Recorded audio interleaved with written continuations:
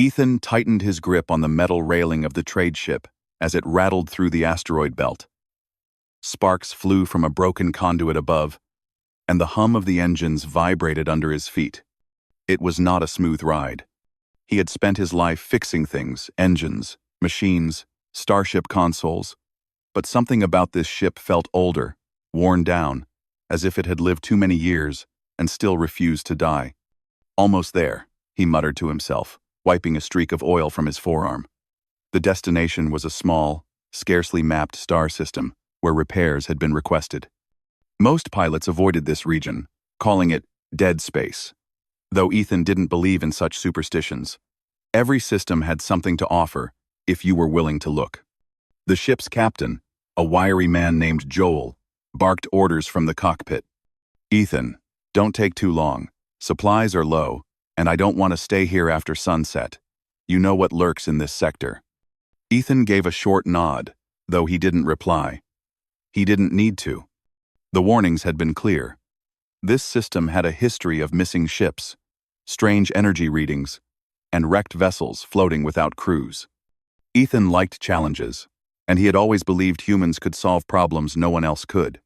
He made his way down the narrow corridors of the ship toward the cargo bay, tools in hand. The cargo bay's large doors opened into space with a hiss. Outside, a derelict station floated silently among jagged rocks and a faint, greenish nebula. Its hull was scratched, dented, and missing panels in several places. Lights flickered weakly. But there was life here, or at least evidence that someone had been here not long ago. Ethan checked the readings on his scanner. The power signature was low but stable. Life forms? 1. A small, unfamiliar energy spike moved inside the station. Someone or something was there. He climbed aboard, the metal groaning under his boots. The doors closed behind him automatically, sealing him inside. The station smelled of old metal, burned circuits, and something faintly sweet, an aroma he could not place. Shadows stretched along the walls, broken only by his flashlight's beam. "Hello?" he called. His voice echoed, strange and hollow. There was no answer. He took careful steps, following the scanner's pulse. The corridors were narrow, some blocked with debris or twisted metal. He ducked under a broken support beam and turned a corner.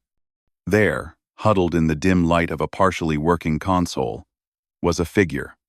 She looked almost unreal. Her skin shimmered faintly, like sunlight through water.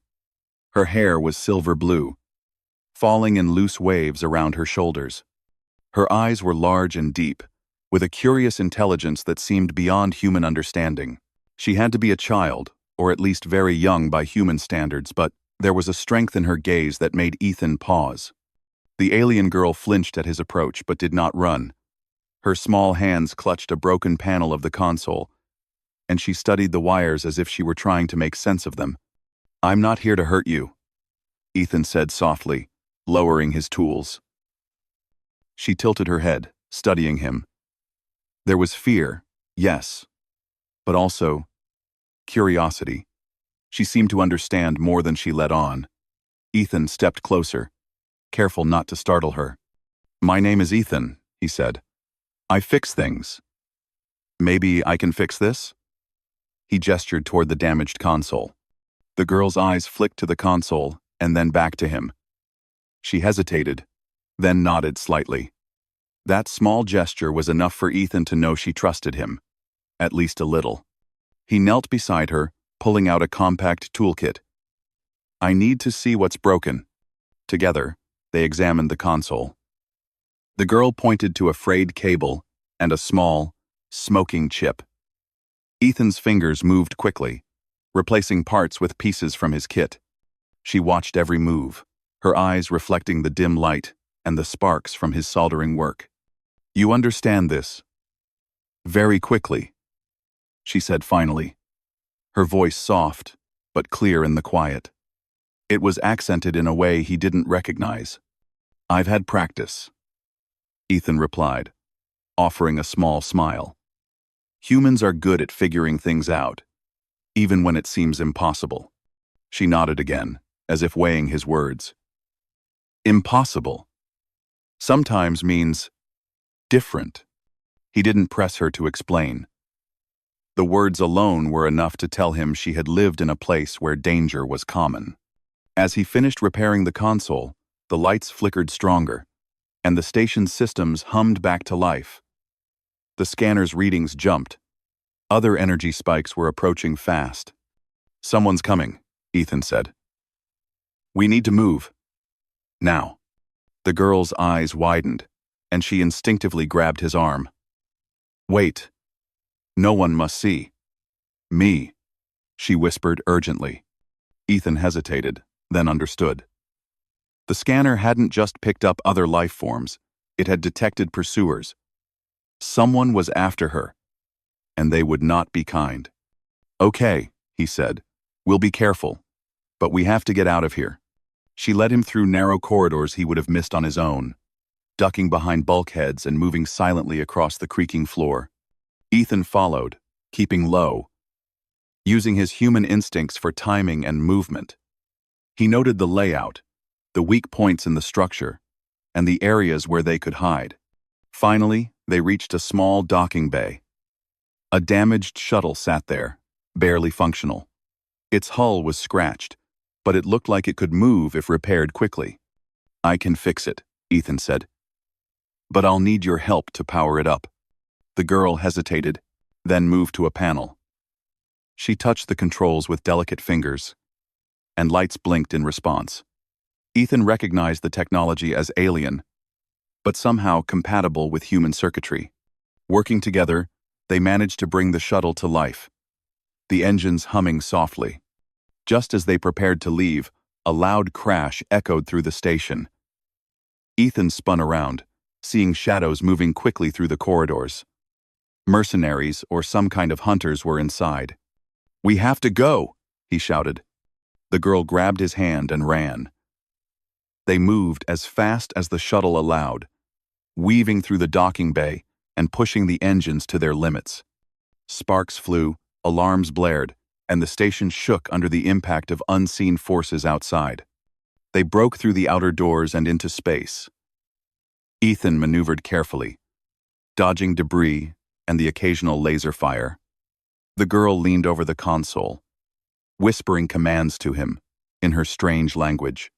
To his surprise, the shuttle responded immediately, almost as if it recognized her.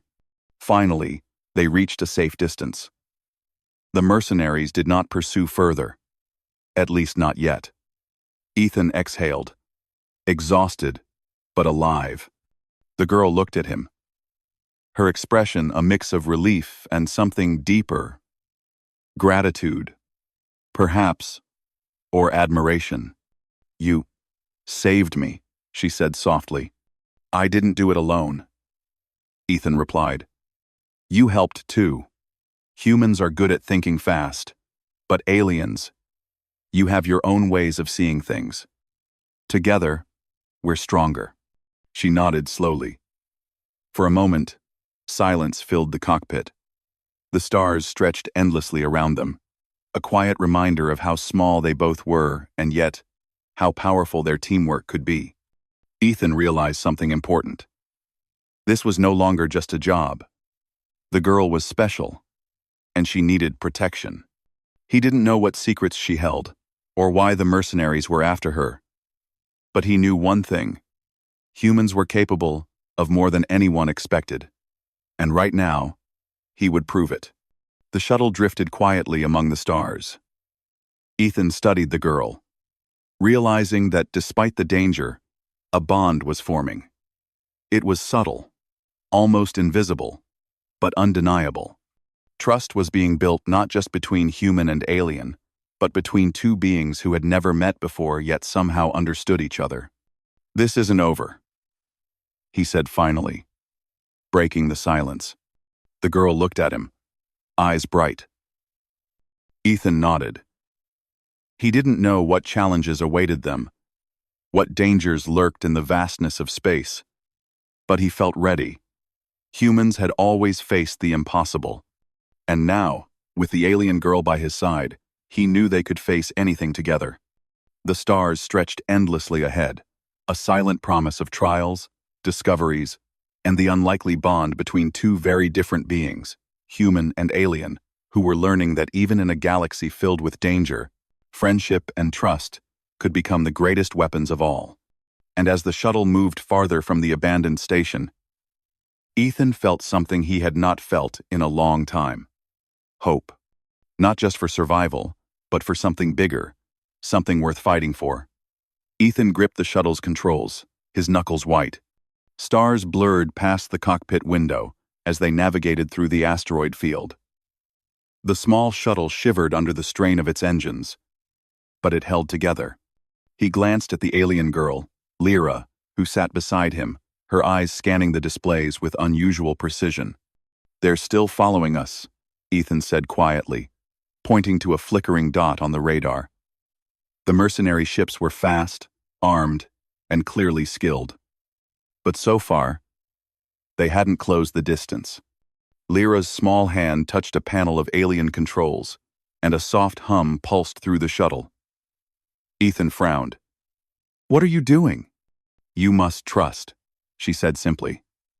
Then the shuttle shivered again, and the radar showed a sudden drop in their signature. The pursuing ships had momentarily lost them. Ethan's brow lifted. "Not bad," he said. "You know, humans can be good at thinking fast, but I think aliens have their own tricks too." Lyra's eyes sparkled, though she did not answer. She seemed more focused on the shuttle than on conversation. And Ethan didn't press. He was learning quickly that patience was just as important as speed. They navigated through the debris field, the shuttle twisting and turning between floating rocks. Each movement required careful timing. A wrong turn could smash the shuttle to pieces. Ethan worked with instinct and experience, while Lyra whispered directions in her alien language. Slowly, they fell into a rhythm. After what felt like hours, they reached a narrow passage between two massive asteroids. Ethan slowed the shuttle to a crawl. "This should hide us for a while," he said. "We can rest." Lyra nodded, closing her eyes briefly. Ethan could tell she was young, but she had endured much. There was a weight in her gaze, a knowledge that no human child would have. He wondered what had happened to her and why the mercenaries wanted her so badly. Ethan reached for a small package in his bag, ration bars and water. He offered one to Lyra. She looked at it, then at him, and took it carefully. Her movements were precise, almost cautious, as if every action had meaning. "Why are they after you?" he asked gently, not expecting an answer. "They want what I know," she whispered. "I must not let them have it." Ethan nodded. He didn't press. Humans could be curious, but some things required patience to learn. He respected that. "Then we keep moving. We make sure they don't get it." The shuttle's sensors beeped suddenly. Ethan stiffened. "They've found us again." Lyra leaned forward, her fingers flying over the controls. The shuttle shifted, moving in ways Ethan had never imagined. It ducked behind a floating asteroid, then surged forward, twisting sharply. The pursuing ships fired, bright beams slicing through the darkness. But Ethan and Lyra dodged them. "You're good at this," Ethan said, half in awe. "You learn," Lyra replied. "When danger always comes." The chase continued. Each maneuver required trust and coordination. Ethan noticed something remarkable. She seemed to sense the movements of the pursuing ships before they happened. It was as if she could read their intentions. Hours passed. The shuttle finally found a small, abandoned moon with a cave system. "We can hide there," Ethan suggested. "They won't find us for a while." They landed, carefully lowering the shuttle onto a flat surface. Ethan turned off the engines, letting silence settle over them. For the first time since he met her, Lyra relaxed, leaning against the console. "I need to rest," she said softly. "You can," Ethan replied, I'll keep watch. As he sat near the shuttle's controls, Ethan thought about the situation. Humans were known for adapting, for using whatever they had to survive. And right now, he realized that his human ingenuity, combined with Lyra's alien knowledge, made them a powerful team. The moon's surface was silent, but Ethan knew better than to assume safety. He checked the shuttle's sensors repeatedly, making small adjustments to the camouflage field. The mercenaries were fast and determined, but he believed that humans, with clever thinking and quick action, could outsmart even the most advanced pursuers. Lyra stirred beside him. "They will come," she said. "Yes," Ethan agreed. "But we have time. We can plan. We can think." Together, they examined the shuttle. Ethan pointed out weak points in the hull, places where the engines were strained, and systems that could fail under stress. Lyra listened, then added small corrections, showing him how the alien technology could be integrated with human methods. Ethan realized something important. Humans often relied on tools and machines, but they could think outside the box. Aliens like Lyra relied on knowledge and instinct. Together, they were stronger than either alone. "We need a plan," Ethan said. Lyra nodded. "They will come in force. We must be ready." Ethan thought for a moment. "We can use this moon to our advantage. It has caves, tunnels, and natural cover. We can set traps, use the terrain, and make them waste their resources. Then, when they get close, we strike." Lyra tilted her head. "You know tricks humans use." "Yes," Ethan replied. "We improvise. We adapt. That's what humans do." Together, they began preparing. Ethan rigged simple mechanical traps using debris and parts from the shuttle. Lyra adjusted alien energy nodes, creating barriers and false signals. Every detail mattered. Every action counted. As they worked, Ethan realized how quickly he had come to trust her. Her instincts, her knowledge, her quiet courage, it was extraordinary. And she was beginning to trust him, too. Night fell on the moon. The stars were bright, cold, and distant. Ethan and Lyra sat near the shuttle, eating rations in silence. The human and alien partnership felt natural, almost inevitable, despite their differences. "You trust me," Lyra said finally, breaking the quiet. "Yes," Ethan said. "I trust you too. Humans can solve problems, but sometimes we need help from someone who sees the world differently." Lyra nodded slowly, her eyes reflecting the starlight.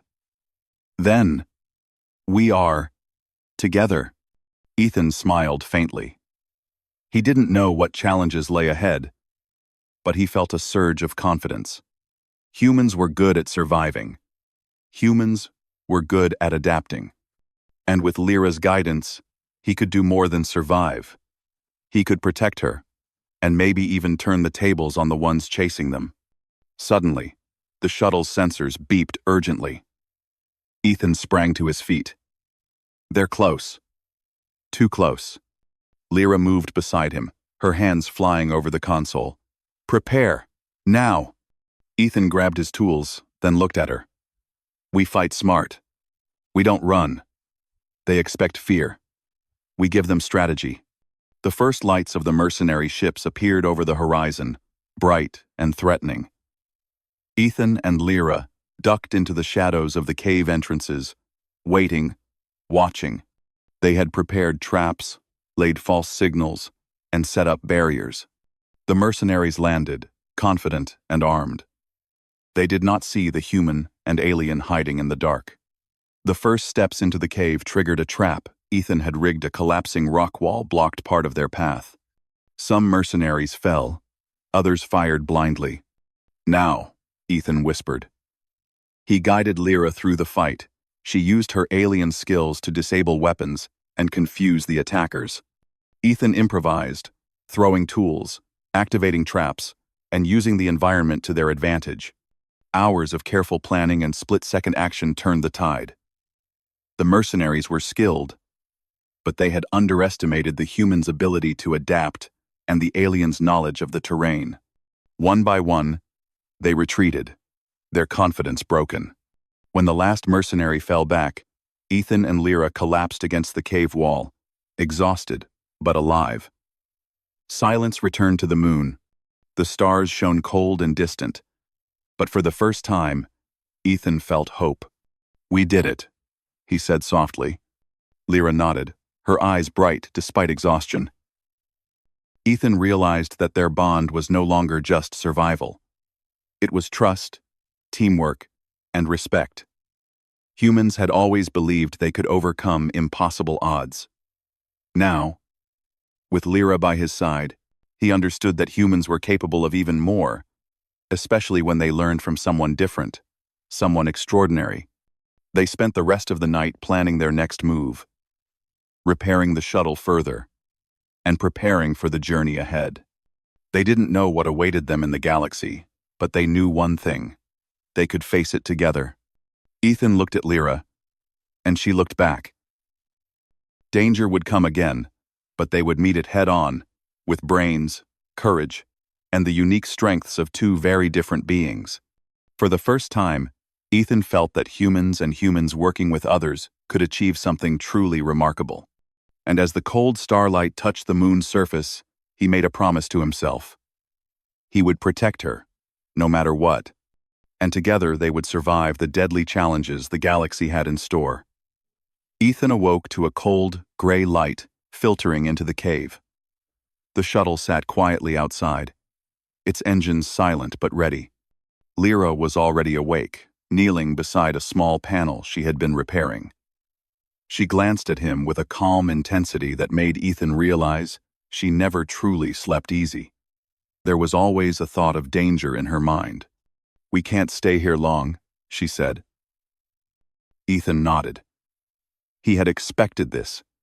Humans were used to danger, used to planning for the next challenge. "Then we prepare," he said.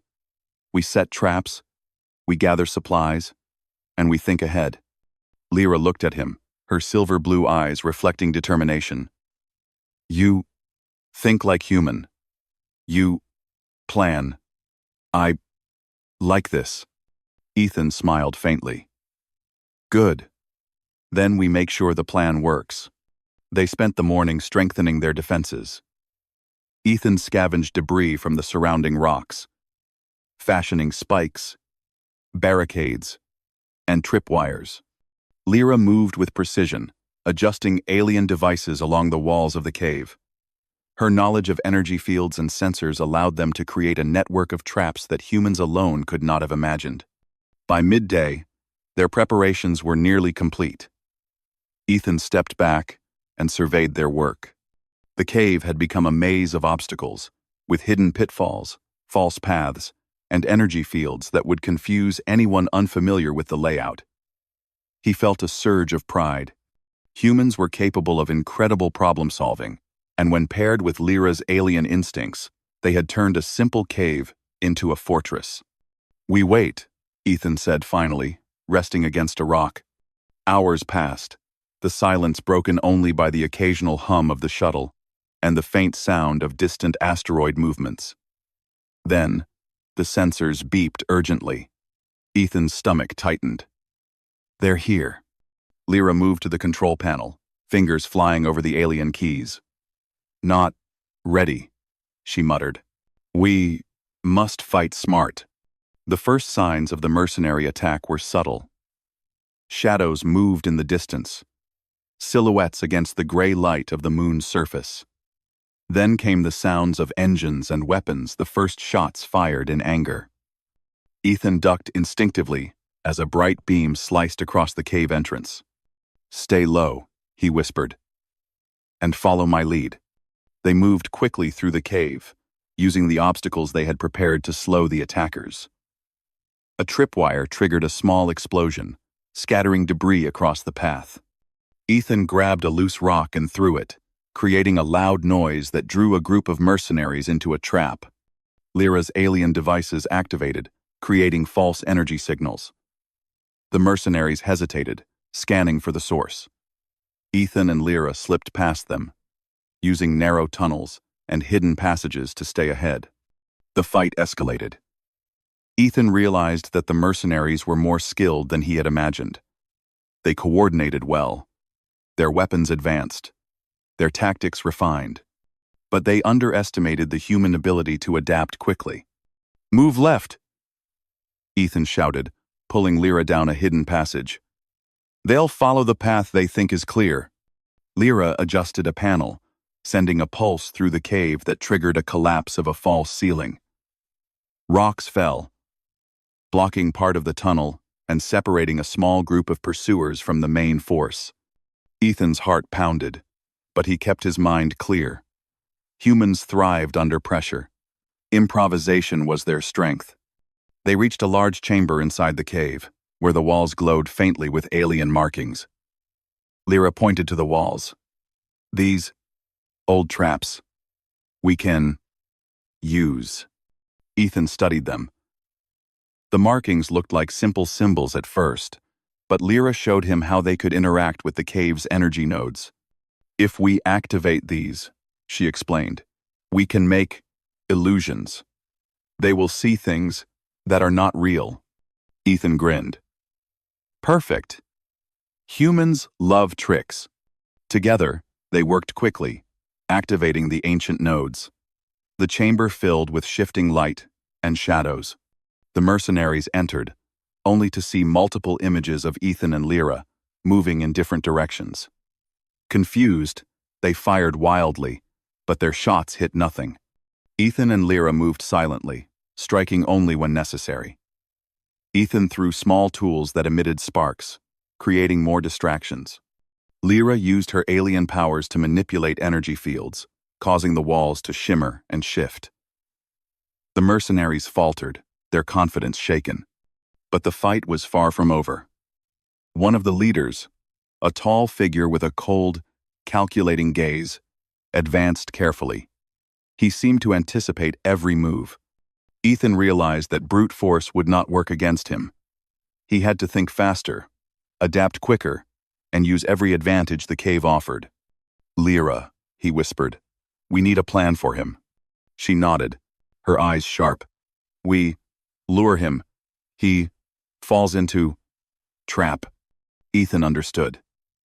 They moved carefully, leaving false trails and activating energy pulses to draw the leader toward a narrow passage. As predicted, the mercenary followed, confident that he was cornering them. At the last moment, Ethan triggered a collapse above the passage. Rocks fell, blocking the exit and trapping the leader. Ethan and Lyra slipped away through a hidden tunnel, their hearts racing but their minds focused. The battle continued outside the cave. But Ethan and Lyra had gained a temporary advantage. They moved deeper into the moon, finding a network of natural tunnels that had been mapped by the alien civilization long ago. Lyra guided them expertly, using her memory and intuition to avoid further encounters. As they paused to catch their breath, Ethan looked at her. "You've survived a lot," he said quietly. "And I've learned that humans can handle a lot too. Together, we can be unstoppable." Lyra studied him for a moment, then nodded. "Yes, together." They spent the night reinforcing their position, creating additional traps, and preparing for the inevitable return of the mercenaries. Ethan marveled at Lyra's intelligence. She knew more about the moon's terrain than any human could, and her understanding of the alien technology gave them an edge. By dawn, the mercenaries were back, stronger and more determined. But Ethan and Lyra were ready. They moved with precision, using every trick they had prepared. The traps, the energy illusions, and their careful coordination made the attackers hesitate and falter. Ethan realized that the human ability to adapt, combined with Lyra's alien knowledge, was creating something powerful. They were not just surviving, they were winning. The fight reached its climax when the mercenaries tried to breach the inner sanctum of the tunnels. Ethan and Lyra had prepared a final trap, a combination of mechanical and energy-based defenses that would force the attackers into a narrow corridor. As the mercenaries advanced, the walls lit up with bright energy fields, and mechanical spikes erupted from the floor. Confused and trapped, the attackers were forced to retreat. Ethan and Lyra watched from above, safe for the moment. Breathing heavily, Ethan looked at Lyra. "We did it again," he said. "We survived. But they'll come back. And next time, it might be worse." Lyra nodded, her expression serious. "We must be ready. We must learn more." Ethan realized that their journey was far from over. The mercenaries would not give up. But he also knew that humans had an incredible capacity to adapt, to think quickly, and to solve problems that seemed impossible. With Lyra's guidance, he could face challenges that no human alone could overcome. As they rested in the tunnels, Ethan thought about the bond they had formed. Trust, respect, and teamwork had turned two strangers into a formidable team. Humans often underestimated themselves. But he knew now that they could achieve extraordinary things, especially when they combined ingenuity with knowledge from other civilizations. The stars outside the moon's surface seemed distant and cold, but inside the cave, Ethan felt a growing warmth. A human and an alien, working together, could overcome almost anything. And for the first time, Ethan realized that survival was not enough. He wanted to protect Lyra, to help her keep the knowledge she carried safe, and to prove that humans were capable of more than anyone had ever imagined. The next challenge would be harder, but he was ready. Humans were resourceful, clever, and brave. And with Lyra by his side, Ethan knew they could face the deadliest trials the galaxy had to offer and win. For now, they rested, but the battle was far from over. The mercenaries would return, and the next fight would test every skill, every ounce of courage, and every bit of trust they had built together. Ethan looked at Lyra, who was adjusting the alien panels with calm precision. "We'll face it," he said. "Yes, together," she replied. And with that, they prepared for the trials to come, knowing that humans and aliens, working as one, could overcome dangers far beyond what either could face alone. Ethan woke to the quiet hum of the shuttle's engines. The moon outside was bathed in pale light, and he could see Lyra working at the alien panels, her hands moving with swift precision. Today would be the day. He could feel it. The mercenaries would return, and this time they would come in full force. But Ethan was ready. "We don't have much time," Lyra said without looking up. "They will strike soon." "I know," Ethan replied, stretching and checking his tools. "We've prepared. And this time, we won't just hide. We fight smart." Lyra nodded. She had grown more confident in his presence. She had learned to trust his quick thinking, and he had learned to trust her knowledge of alien technology. Together, they were no longer just survivors, they were a team. The first sign of danger came as a faint tremor in the ground, followed by distant engine noises. Ethan's heart tightened. "They're here." Lyra's fingers flew over the panels, activating energy traps and shifting the illusion fields they had set up. "We must use every trick," she said. "No mistakes." Ethan took a deep breath and moved through the tunnels, checking the mechanical traps he had prepared. The spikes, falling rocks, and tripwires were all in place. The mercenaries would think they had the advantage, but humans thrived on turning expectations upside down. Outside, the mercenary ships hovered, scanning the terrain. The leader, tall and calculating, emerged first, stepping onto the moon's surface with confidence. He did not yet know that every step would be a trap. Ethan motioned to Lyra. "We divide. I'll draw their attention. You manipulate the energy fields from the panels." She hesitated briefly, then nodded.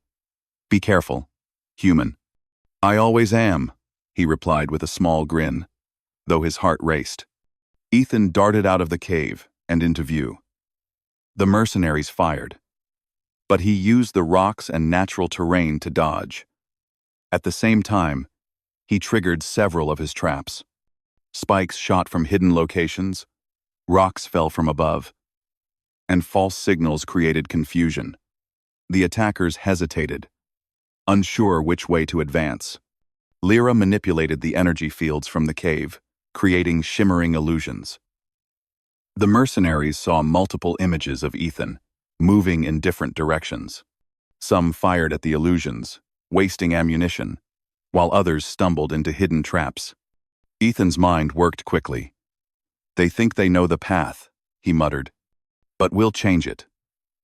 He rerouted energy to a new set of barriers, shifting the illusions so the mercenaries became even more confused. One group of attackers advanced cautiously through a narrow passage. Ethan had prepared a collapsing section. With a quick trigger, he sent a pile of rocks tumbling down. The attackers fell back, injured but alive. Humans were clever at using their environment to turn the tide. And Ethan was proving it. The mercenary leader grew angry. He advanced alone, moving past the traps with skill, clearly expecting a direct confrontation. Ethan's eyes narrowed. He knew brute force wouldn't stop this one. He needed to think faster, act smarter. "Lyra," he whispered. "We lure him into the chamber with the energy nodes. He won't know the illusions are real." "1." She nodded, her fingers flying over the controls. "Yes, this will work." Together, they led the leader toward the chamber. As he entered, the energy fields activated fully. The walls shimmered, creating multiple reflections and illusions. Ethan and Lyra moved quietly, unseen, striking only when necessary. The leader hesitated, confused by the illusions. He fired his weapon at the shadows, but every shot missed. Ethan darted forward, using a hidden passage to flank him. Lyra sent pulses of energy, disorienting the attacker further. Finally, Ethan triggered the final trap. The floor beneath the leader gave way, dropping him into a pit surrounded by spikes. He struggled, but the combination of human planning and alien technology left him trapped. Ethan and Lyra watched from above, their hearts pounding but steady. Outside the chamber, the remaining mercenaries regrouped. They were cautious now, wary of traps and illusions. Ethan saw an opportunity. He whispered a plan to Lyra. "We use the shuttle," he said. "They expect us to stay in the tunnels, but we'll strike from above." Lyra's eyes lit up.